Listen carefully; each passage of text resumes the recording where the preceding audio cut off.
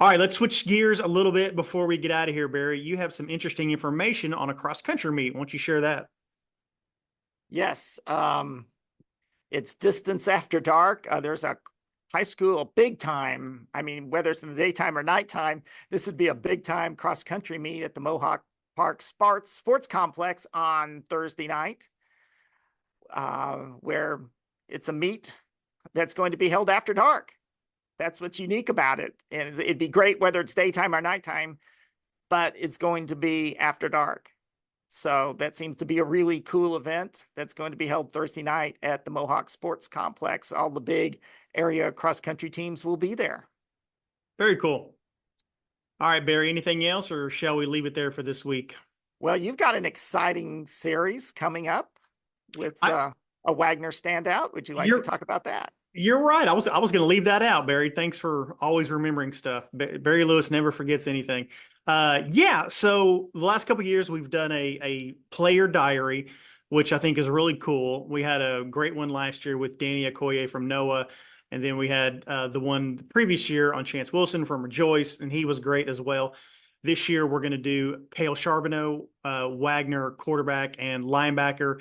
He and I spoke this morning for the first time. That'll be in the Thursday paper going forward, Barry, right? Every Thursday? Yes. Okay. So, yeah, and this is just a chance for us to kind of get to know one of the area's better football players. We talked a little bit about him playing for Wagner. They had a very disappointing loss in the state title game last year. We talked about that, kind of renewed focus for this year amongst the group of seniors.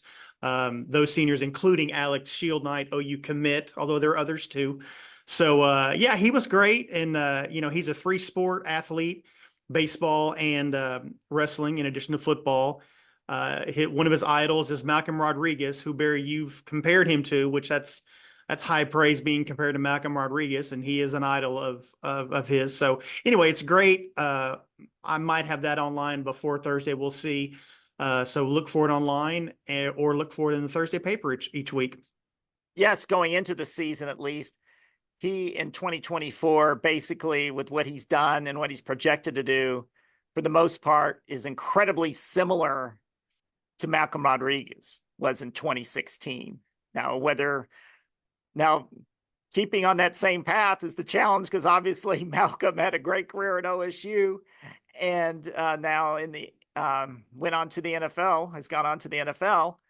So I'm not going to say Cale's going to be able to do that. But again, not many people are saying that Malcolm could do that then. So you never know. So they're really incredible backgrounds, both state championship wrestlers, as well as outstanding quarterbacks / linebackers. So I'm really looking forward to your series, Patrick. And we also want to remind people that our Bill Knight Automotive Athletes of the Week for all high school sports starts this week. So look for that online, as well as in print. And for football nominations for Athletes of the Week, please get them to me at barry.lewis@tulsaworld.com before 4 p.m. on Saturdays, urging coaches to send me those nominations.